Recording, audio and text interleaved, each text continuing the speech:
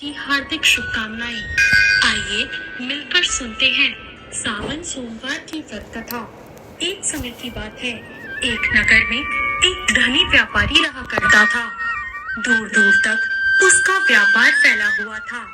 नगर में उस व्यापारी का सभी लोग मान सम्मान करते थे। इतना सब कुछ होने पर भी वो व्यापारी अंतर्मन से बहुत दुखी था, क्योंकि उसका कोई पुत्र नहीं था।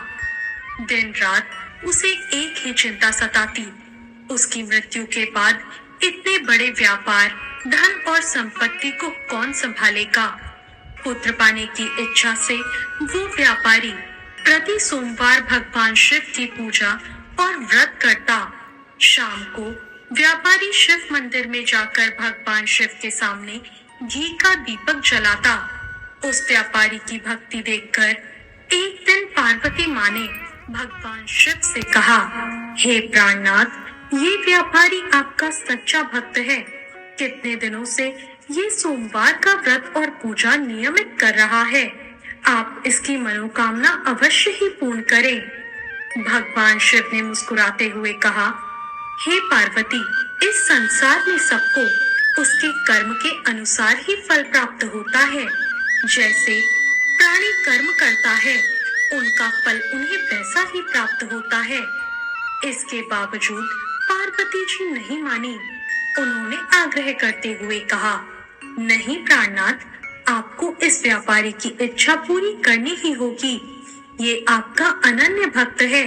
प्रति सोमवार आपका विधिवत व्रत करता है और पूजा अर्चना के बाद आपको भोग लगाकर ही भोजन ग्रहण करता है। आपको इसे पुत्र प्राप्ति का वरदान देना ही होगा। पार्वती जी का इतना आग्रह देखकर सावन के सोमवार की कथा अत्यंत फलदायी है। इस दिन व्रत रखने से सभी मनोकामनाएं पूर्ण होती हैं। भगवान शिव और माता पार्वती की कृपा सदा बनी रहती है। सावन के सोमवार की कथा अत्यंत फलदायी है। इस दिन शिव ने स्वप्न में उस व्यापारी को दर्शन देकर उसे पुत्र प्राप्ति का वरदान दिया और उसके पुत्र के 16 वर्ष जीवित रहने की बात भी बताई। सावन के सोमवार की कथा अत्यंत फलदायी है। इस दिन व्रत रखने से सभी मनोकामनाएं पूर्ण होती हैं। भगवान शिव और माता पार्वती की कृपा सदा बनी रहती है। सावन के सोमवार की कथा अत्यंत फलदायी है। इस दिन व्रत रखने से सभी मनोकामनाएं पूर्ण होती हैं। भगवान शिव और माता पार्वती की कृपा सदा बनी रहती है। सावन के सोमवार की कथा अत्यंत फलदायी है। इस दिन व्रत रखने से सभी मनोकामनाएं पूर्ण होती हैं। भगवान शिव और माता पार्वती की कृपा सदा बनी रहती है। व्यापारी को पुत्र जन्म की अधिक खुशी नहीं हुई, क्योंकि उसे पुत्र की अल्प आयु का रहस्य पता था। ये रहस्य घर में और किसी को मालूम नहीं था। विद्वान ब्राह्मणों ने उसका नाम अमर रखा। जब व्यापारी का पुत्र अमर 12 वर्ष का हुआ तो उसने शिक्षा के लिए उसे वाराणसी भेजने का निश्चय किया। व्यापारी ने अपने बेटे के मामा को बुलाया और कहा, इसको शिक्षा प्राप्त करने के लिए वाराणसी छोड़ आओ। अपने मामा के साथ शिक्षा प्राप्त करने के लिए वो चल दिया। अब रास्ते में जहाँ उसके मामा और वो ठहरते, वहीं यज्ञ और ब्राह्मणों को भोजन कराते। लंबी यात्रा के बाद अमर और उसके मामा एक नगर पे जा पहुँचे। उस नगर के राजा की कन्या के विवाह की खुशी में पूरे नगर को सजाया गया था। निश्चित समय पर बारात आ गई, लेकिन वर का पिता अपने बेटे के एक आंख से काणे होने के कारण बहुत चिंतित था। उसे इस बात का भय था कि अगर राजा को इस बात का पता चला तो वो विवाह से इनकार कर देंगे और इससे उनकी बदनामी होगी। वर के पिता ने अमर को देखा तो उसे विचार आया। उसने सोचा, क्यों ना इस लड़के को दूल्हा बनाकर राजकुमारी से विवाह करा दूं। विवाह के बाद इसे धन देकर विदा कर दूंगा और राजकुमारी को अपने नगर ले जाऊंगा। वर के पिता ने इस संबंध में अमर और उसके मामा से बात की। उसके मामा ने धन मिलने के लालच में वर के पिता की बात को मान लिया। अमर को दूल्हे के वस्त्र पहनाकर राजकुमारी चंद्रिका से उसका विवाह करा दिया गया। राजा ने बहुत सा धन अपनी बेटी को दिया।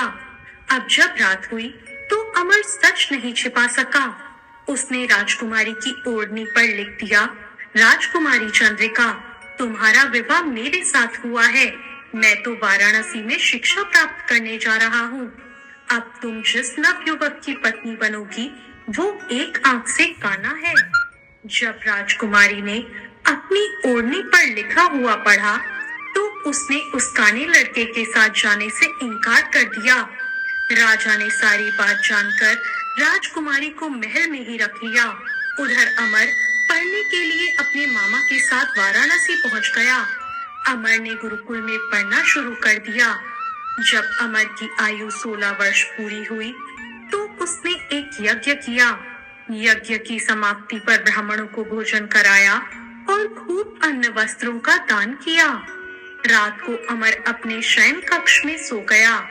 भगवान शिव के कथन के अनुसार शयनावस्था में ही अमर के प्राण पखेरु उड़ गए। सूर्योदय होने पर मामा ने अमर को मृत देखते ही रोना पीटना शुरू कर दिया। आसपास के लोग भी इकट्ठे होकर दुख प्रकट करने लगे। उसका मामा रो रहा था, विलाप कर रहा था। उसी समय पार्वती जी ने भगवान शिव से कहा, प्राणनाथ, मुझसे इसके रोने के स्वर सहन नहीं हो रहे। आप इस व्यक्ति के कष्टों को दूर करें। भगवान शिव ने पार्वती जी के साथ वहां जाकर देखा तो वो अमर था। भगवान शिव ने कहा, पार्वती, ये उसी व्यापारी का पुत्र है। मैंने इसे 16 वर्ष की आयु का वरदान दिया था। इसकी आयु पूरी हो गई। पार्वती जी ने भगवान शिव से कहा, हे प्राणनाथ, आप इस लड़के को जीवित करें, नहीं तो इसके माता पिता पुत्र की मृत्यु के कारण रो रो कर अपने प्राणों का त्याग कर देंगे। इस लड़के का पिता तो आपका परम भक्त है। वर्षों से सोमवार का व्रत करते हुए आपको भोग लगा रहा है। पार्वती जी के आग्रह करने पर भगवान शिव ने उस लड़के को जीवित होने का वरदान दिया और कुछ ही पल में वो उठकर बैठ गया। शिक्षा समाप्त करके अमर अपने मामा के साथ नगर की ओर चल दिया। दोनों चलते हुए उसी नगर में जा पहुंचे जहां अमर का विवाह हुआ था। उस नगर में अमर ने यज्ञ का आयोजन किया। पास से गुजरते हुए नगर के राजा ने यज्ञ का आयोजन देखा। राजा ने अमर को पहचान लिया। यज्ञ समाप्त होने पर राजा ने अमर और उसके मामा को महल बुलाया और महल में बहुत सा धन और वस्त्र देकर राजकुमारी के साथ उन्हें विदा कर दिया। रास्ते में सुरक्षा के लिए राजा ने बहुत से सैनिकों को भी साथ भेजा।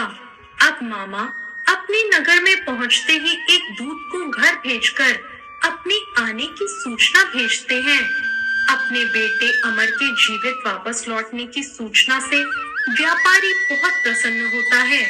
व्यापारी ने अपनी पत्नी के साथ स्वयं को एक कमरे में बंद कर रखा था। भूखे प्यासे रहकर व्यापारी और उसकी पत्नी अपने बेटे की प्रतीक्षा कर रहे थे। उन्होंने प्रतिज्ञा कर रखी थी कि यदि अपने बेटे की मृत्यु का समाचार मिला तो दोनों अपने प्राण त्याग देंगे। व्यापारी अपनी पत्नी और मित्रों के साथ नगर के द्वार पहुंचा। अपने बेटे के विवाह का समाचार सुनकर पुत्र वधू राजकुमारी चंद्रिका को देखकर उसकी खुशी का ठिकाना ना रहा।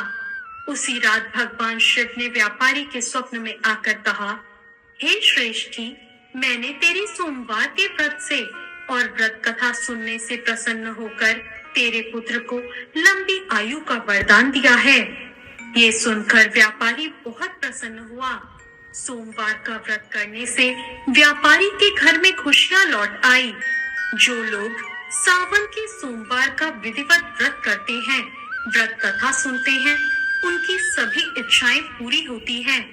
तो ये थी आज की कथा।